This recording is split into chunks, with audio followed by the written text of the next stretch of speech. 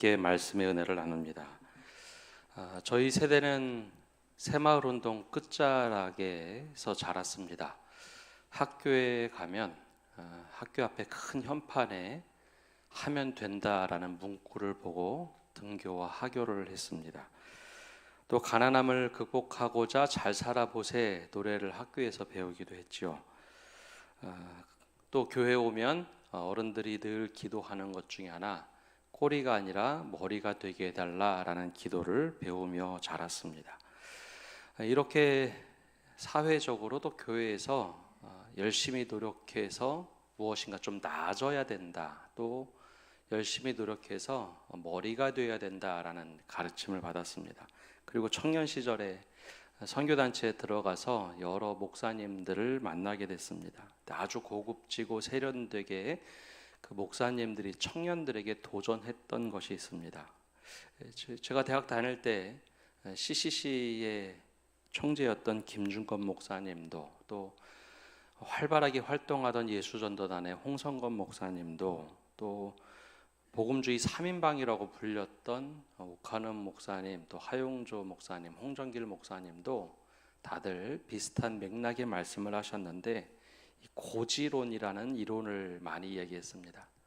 젊은 청년들이 열심히 잘 준비해서 기독 청년들이 각 영역의 최고의 자리에 올라갈 수 있도록 노력해야 된다라는 거였죠. 그래서 세상을 변화시키면 된다. 세상의 변혁의 입장에서 그렇게 말씀을 전하셨습니다. 그래서 90년대 중후반부터 청년부라는 게 과거에는 모임으로 존재하던 게 주일 사부 예배로 자리 잡던 시기였습니다. 그래서 그렇게 강조하는 교회들마다 청년들이 차고 넘쳤죠. 사회, 국가의 핵심, 정치, 경제, 사회, 문화, 또 예술의 영역에 최고의 자리에 올라갈 수 있도록 준비해야 한다. 그곳에 가서 복음을 전하고 또 사회를 변혁시켜야 된다. 청년들의 가슴에 불을 질렀습니다. 저 또한 그렇게 청년 시절을 보냈습니다. 근데 막상 목회의 자리에 왔을 때 제가 생각했던 이 고지론과는 좀 다른 이면들이 보였습니다. 예컨대 이런 거였죠. 최고의 자리에 올라가서 사회를 변혁시켜야 된다라고 했지만 실제로는 성도들의 삶 가운데 대학을 못 들어가는 학생들이 있었고, 회사에서 진급을 못해서 너무나 좌절하는 사람도 있었고, 사업에 실패해서 어려움을 겪는 성도들이 훨씬 더 많았습니다. 그럼 하나같이 그분들은 하나님께서 나를 외면하시나라는 아주 깊은 죄책감에 빠져있는, 또 혹은 실망감과 당혹감에 빠져있는 분들을 많이 만났습니다. 이 고지라는 것은커녕 하루하루의 삶에 버거워하는 성도들이 더 많았다는 것이죠. 또 고지에 오르는 것은 세상 사람들이 하는 똑같은 방법을 취하고 고지에 올라가는 것까지는 좋았는데, 막상 과정 속에서 어떻게 해야 되는지 그걸 배우지 않았기 때문에 고지에 올라서 사람들과 똑같은 방법으로 오히려 더 강압적으로 신앙을 이야기하다 보니 거기에 실망한 사람들도 많이 보았습니다. 그리고 과거에는 그러지 않았는데, 저희가 어렸을 때 아마 여기 계신 분들 한 30년 전, 20년 전만 떠올려도 저희가 신앙생활하면 예수 믿지요? 예수 믿습니까? 교회 다닙니까? 그게 참 좋은 표현이었습니다. 그래서 다르구나. 그런데 한 20여 년 전부터 조금 다른 일들이 터졌는데, 고지에 올랐던 분들 가운데 성도의 이름으로 큰 뉴스 기사에 나오는 분들이 점점 많아졌습니다. 어느 교회 집사다, 장로다, 권사다. 근데 뉴스 한 타이틀을 차지하면서 교인이 이럴 수 있나 하는 사회적 문제를 일으키는 분들이 많았습니다. 그러다 보니 사람들이 점점점 신앙에 대해서, 교회에 대해서 비판을 가하게 됐죠. 고지에 올랐는데 강압적인 태도 때문에 내가 교회 가지 않겠다, 저분 때문에 교회 가지 않겠다라는 이야기가 들려오는 상황이었습니다. 그리고 성경을 다시 자세하게 읽다 보니 성경에는 그런 고지에 대한 이야기가 나오지 않더라는 거였습니다. 성공해야지 하나님께 영광이 된다. 아니요. 축복 받아라, 복 받아라. 그것을 통해서 하나님께 영광을 돌리라는 거였지, 높은 자리에 올라가서 그렇게 되라고 하는 것이 없다는 겁니다. 오히려 부자는 천국에 들어가기가 더 어렵다고 말씀하고, 성공과 고지가 아니라 어떻게 하면 정의롭게, 정직하게, 정결한 삶을 살 것인가를 강조하고 있다는 것이었죠. 오늘 말씀에도 제자들에게 예수님께서 하신 말씀도 같은 맥락입니다. 예수님이 가버나움에 들어가서 쉬실 때였습니다. 아마 그 가는 길 속에서 제자들이 크게 목소리가 높아졌던 것 같습니다. 예수님은 가버나움의 한 집에 들어가셔서 제자들에게 묻습니다. 길 오는 중에 너희가 서로 논쟁을 하던데 도대체 무엇을 가지고 토론을 했느냐? 주님이 모르지 않으셨을 겁니다. 큰 소리 언쟁이 났기 때문에 무슨 대화를 했는지 뻔히 알고 계셨죠. 근데 이 장소가 중요합니다. 가버나움이라는 곳이죠. 가버나움이라는 곳은 예수님과 제자들이 주로 모여서 말씀을 가르치고 말씀을 배우고 또 예수님께서 기적을 많이 베푸셨던 곳입니다. 가장 많이 제자들에게 가르치셨던 곳이죠. 예수님의 가르침은 산상수훈에 나오는 마태복음 5장에서 8장까지 나오는 것뿐만 아니라 대부분의 가르침을 이 가버나움에서 하셨습니다. 갈릴리 한 곳이었죠. 그러면 이 가버나움에 딱 들어오면 예수님이 가르침을 떠올릴 수 있을 만한 곳입니다. 그런데 제자들은 그곳에 오면서 예수님의 가르침과는 전혀 상관없이 지금 이 자리에서 누가 더 높은 자리에 올라가야 될 것인가를 논쟁을 했습니다. 그래서 35절에 주님께서는 이렇게 말씀을 하십니다. 예수께서 앉으사 12 제자를 불러 이르시되 누구든지 첫째가 되고자 하면 무사람의 끝이 되며 무사람을 섬기는 자가 되어야 하리라 하시고, 제자들은 자신의 생업을 포기하고 주님을 따르며 3년 동안 같이 먹고 자고 예수님의 가르침을 받았습니다. 아주 핵심적인 동네가 가버나움이었죠. 근데 가버나움에 들어오면서 제자들의 생각은 누가 더 높은 자리에 올라가야 되는가. 그러니까 예수님이 제일 많이 공들여서 가르쳤던 장소에서 자신의 생각이 더 중요하다라는 것을 보여주었던 것이죠. 그래서 예수님은 제자들에게 다시 한번 콕 집어서 얘기합니다. 진짜 리더십이 뭘까? 진짜 예수를 나를 따르고 믿고 살아가는 것이 무엇인가? 그러면서 첫째가 되고자 한다면, 높은 곳에 오르고자 한다면 사람들의 끝이 되며 사람들을 섬기는 자가 되어야 진짜 높은 자리에 오를 수 있다라는 겁니다. 우리가 생각하는 고지론과는 참 다릅니다. 우리는 꼬리가 아니라 머리가 되라고 자녀들에게 가르칩니다. 저 또한 그렇게 배웠고 교회에서도 그렇게, 또 청년 시절을 그렇게 배웠습니다. 그런데 올라가는 것은 세상의 방법으로 똑같이 하면서 막상 그 자리에 가서 섬기라는 것을 과정 속에서 배우지 않아서 어떻게 해야 하는지를 모르는 경우가 많습니다. 그 높은 자리에 올라가 있을 때 그때 비로소 우리의 본성이 드러나는 경우가 대부분입니다.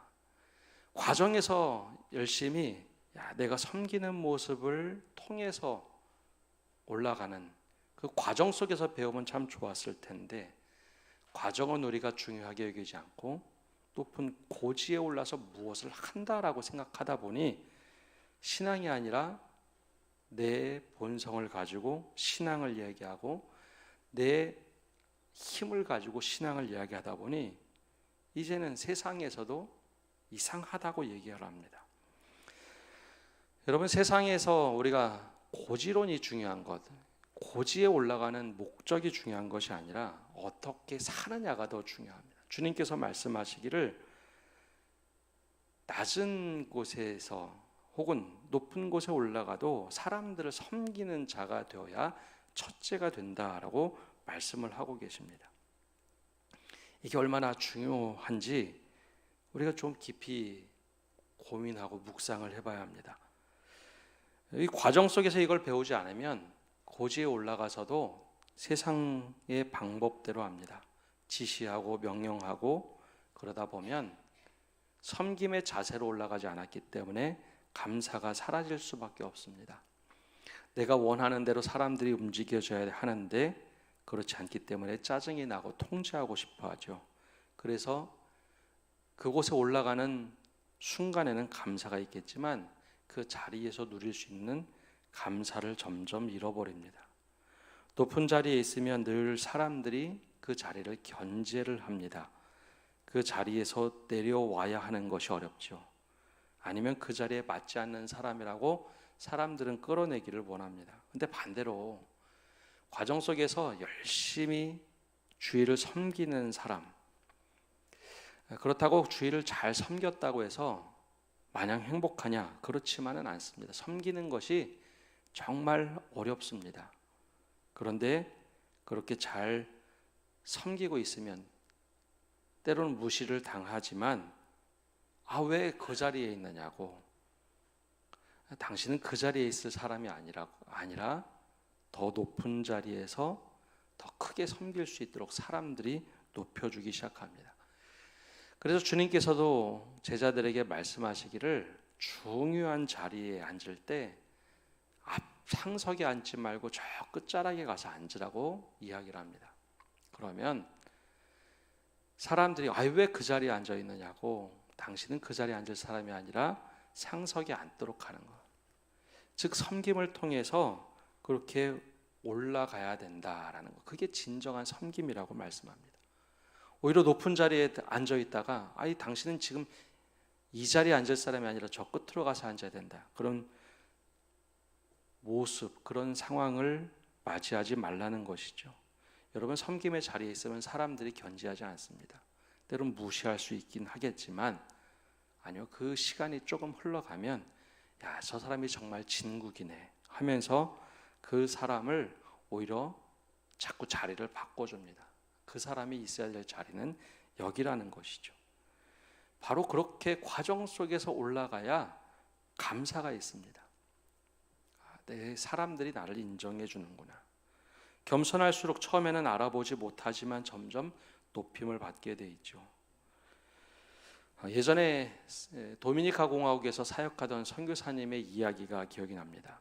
그 선교사님은 선교부에서 일하다가 좀 느즈막하게 도미니카 공화국에 파송이 됐습니다. 한국에서 좀 내노라 하는 교회에서, 그리고 그 교회와 함께 지금도 전국 여전도회 연합회가 후원하고 있는 선교사들은 다른 곳보다는 좀 풍족하게 사역을 할 수 있습니다.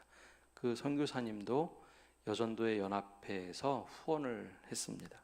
그래서 도미니카 공화국에 들어가면 다른 분들처럼 수도에 가서 크게 사역을 할 수 있을 만한 그런 환경이었습니다. 근데 그분이 선교부에서 오랫동안 훈련받고 준비해서 들어가면서 수도로 들어가지 않았습니다. 남들이 들어가지 않을 만한 아주 깡시골로 갔죠. 돈을 가지고 사역을 하지 않았습니다. 아주 시골에 들어가서 현지인들과 섬기면서 그렇게 사역을 했죠.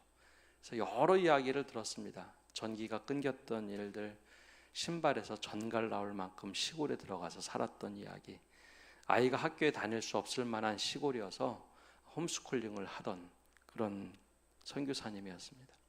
근데 도미니카 공화국에 선교사들이 많지 않았는데 그 선교사 협회를 이루면서 다들 그 선교사 협회에서 회장을 하고 싶어 했다라는 겁니다. 회장을 해서 무엇인가 좀 사람들한테 영향력도 미치고 내 선교 사역 좀 과시도 하고, 다들 그러기를 원했는데 이 선교사님은 정반대였습니다. 저 시골에 가서 혼자 외딴 곳에서 사역을 했죠. 선교사 협의에 참여하고 싶어도 하루 이틀 걸려서 수도로 나와야 했기 때문에 그게 여간 어렵지가 않았다고 합니다. 근데 그 사역이 한 10년 정도 지났을 쯤에 선교사들이 모여서 사역하면서 협회를 만들면 다 하나같이 천사처럼 하면 좋겠지만 아니요, 그곳에 갈등이 참 많습니다. 후원 받아서 사역을 하다 보니 그 안에서 좀 후원에 대한 치열한 것도 있고, 또 서로 외딴 곳에서 어렵게 사역을 하다 보니 높은 자리에 올라가려고 하는 분들이 많았습니다. 그래서 갈등이 있고 싸우게 됐죠. 그리고 이렇게 보니 전혀 관심이 없는 사람이 있습니다. 협회 자리에 대해서 관심도 없지만 아주 정직하게, 아주 소박하게 사역하는 그 선교사님이 눈에 띄었답니다. 야, 우리가 이거 맨날 이거 가지고 싸우는데 저 선교사가 와서 협회 회장을 하면 정말 여기가 잘 이루어지겠다. 한 번도 주목받지 않았던 그 선교사님과 함께 여러분들이 찾아와서 부탁을 하더랍니다. 그렇게 하지 말고 여기 와서 같이 좀 일 좀 해보자. 그러면서 별로 활동도 하지 않았는데, 자기 주장도 강하지 않았는데, 선교사님이 사는 모습 보니까 우리 협회를 같이 끌어가기에 가장 적합인 것 같다. 그도 그럴 것이, 그 선교사님이 주된 친구들은 협회 선교사님들보다는 동네 이웃들이었습니다. 때로는 뭐 떨어지면, 음식이 떨어지면 동네 분들이 와서 뭐 사주기도 하고, 선교지에서 현지인들이 사준다는 것, 섬겨준다는 것 정말 어려운 일인데, 현지인들을 잘 섬기며 살다 보니 현지인들도 아우, 선교사가, 동양인이 여기 와서 이렇게 어려운 일을 하는데 우리도 같이 섬겨줘야지, 그렇게 잘 사는 모습을 보고 나중에 그분을 협회 회장으로 해서 그 선교지가 아름답게 이루어졌던 이야기를 들었습니다. 주님께서 우리에게 원하시는 것은 높은 자리, 그게 목적이 아니라 섬기는 삶입니다. 그러면 사람들이 인정해 주더라라는 거죠. 그렇게 하나님 나라를 만들어가고 공동체에서 우리가 먼저 경험해 봐야 합니다. 예수님의 제자 공동체에서 이걸 한 번도 섬김의 삶을 배워보지 않았는데 세상에 나가서 어떻게 섬길 수 있을까요? 그래서 제자들에게 예수님은 호되게 꾸짖습니다. 섬겨야지. 이곳에서 섬기는 사람이 제일 높은 자리에 올라갈 수 있다. 제자 공동체가 이때 바로 깨달았느냐? 그렇지는 않았습니다. 예수님이 십자가에 죽으시고 돌아가시고 부활하신 이후에야 이 말씀의 의미를 깨닫게 됩니다. 인자가 온 것은 섬김을 받으려 한 것이 아니라 섬기려 하셨구나. 그리고 세상의 모든 사람들의 죄를 위해서 대속물로 주셨구나. 그것을 깨달아 이후에 사도행전 말씀을 보면 제자들이 하나같이 섬기기 시작합니다. 그 전까지만 하더라도 어떻게 하면 높은 자리에 올라가서 영향력을 끼칠 것인가 관심을 갖던 제자들이 사도행전에 가면 낮은 자리에서 어떻게 하면 좀 섬길까, 그 자리에 다 하나씩 들어가기 시작합니다. 오늘 36절과 37절에도 주님께서는 이렇게 말씀을 하십니다. 우리 함께 읽어보겠습니다. 어린아이 하나를 데려다가 그들 가운데 세우시고 안으시며 제자들에게 이르시되 누구든지 내 이름으로 이런 어린아이 하나를 영접하면 곧 나를 영접함이요, 누구든지 나를 영접하면 나를 영접함이 아니요 나를 보내신 이를 영접함이니라. 아멘. 주님께서는 어린아이 하나를 영접하면 나를 영접하는 것과 같다, 나를 영접하면 아버지 하나님을 영접하는 것과 같다라고 말씀을 하십니다. 오늘 우리는 어떤 섬김으로 살아가고 있습니까? 겸손과 자기 비움으로 살아가는 것은 자기를 낮추고 타인을 높여주는 겁니다. 우리의 삶이 그럴 때 자연스럽게 사람들은 의아하게 생각합니다. 세상과 거꾸로 가거든요. 처음에는 무시합니다. 그렇게 살아서 돈이 나오냐, 뭐가 나오냐. 아니요. 근데 어느 순간 일정 기간이 지나면 다르구나라고 사람들이 생각하기 시작합니다.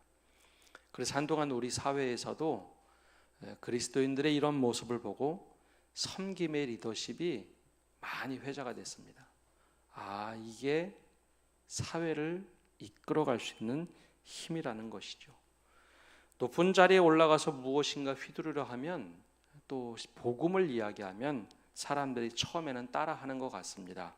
그 힘에 눌려서. 그러나 그건 일순간이고 시간이 흐르면 흐를수록 힘을 잃어버립니다. 그러나 반대로 섬기고 잘 대접하는 사람들은 어느 순간에 사람들이 깨닫습니다. 아, 이 사람과 함께하고 싶다.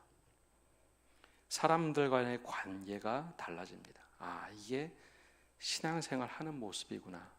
그거는 높은 곳에 올라간다고 되는 것 아니고 낮은 자리에 있다고 못하는 일이 아닙니다. 섬기고 누군가를 지켜주는 일은 사람들과의 관계를 좋게 만듭니다. 결국 그것이 내 스스로 영적 성장의 도구가 되고 영적 성장의 아주 중요한 자리를 차지합니다. 바로 이럴 때 진정한 감사가 우리 안에서 올라오기 시작합니다. 고지를 위해서 점령하는 것은 한순간의 감사는 있을 수 있습니다. 근데 그것이 목적이 되는 순간 우리는 감사를 쉽게 잃어버립니다. 반대로 내가 열심히 섬기며 살아가는 중에 어느 날 내 자리가 점점점 바뀔 때, 이 진짜 감사죠.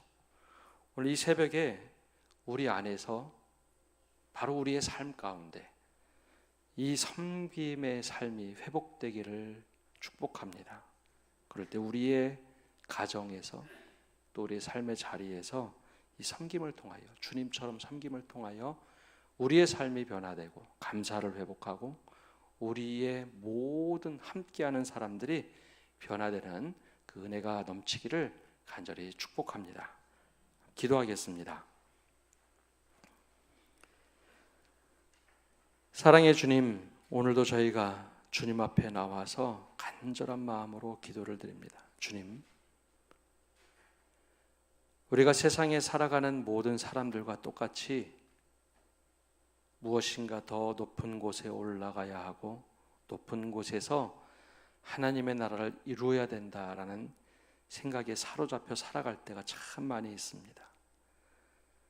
주님의 제자들이 가버나움에서 제일 많이 말씀을 듣고 가르침을 받고 또 어떻게 살아야 될지 배웠지만 그곳에서 더 높은 곳을 향하여 나아가겠다고, 더 높은 자리 앉겠다고 싸웠던 그 모습이 혹 우리의 모습은 아닌지요. 말씀을 통하여 늘 우리에게 도전하셨는데 우리는 그것과 다르게 세상의 방법대로 살고 그것을 신앙으로 아름답게 포장했던 모습들이 있습니다. 주님, 우리가 회개하게 하시고 오히려 주님께서 제자들에게 베풀어 주셨던 것처럼 또 우리에게 보여주셨던 것처럼 섬김의 삶을 살 수 있도록 은혜를 내려 주옵소서.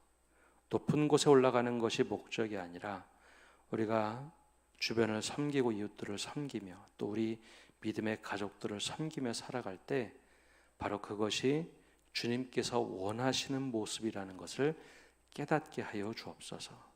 그리고 섬김에 더 깊은 감사를 누리게 하시고 더 깊은 은혜를 체험하게 하시고 그것을 통해서 주님께서 우리를 올려주시는 그 은혜를 맛보게 하여 주시옵소서. 세상의 방법과 똑같이 살고 복음을 이야기하고 은혜를 이야기하지 않게 하시고 주님께서 원하시는 방법대로 살아가게 하시고 그대로 살아갈 때 주님께서 행하시는 또 주님께서 이루시는 일을 경험하게 하여 주옵소서. 이제는 예수 그리스도의 은혜와 아버지 하나님의 크신 사랑과 성령님의 교통하심과 위로하심이 오늘 새벽에 이곳에 참여하여 주님께 간구하는 모든 성도들 위해 온라인으로 기도하에 참여하는 모든 믿음의 권속들과 온 세계 위에 이제로부터 영원까지 함께 하시기를 간절히 축원하옵나이다. 아멘. 우리 함께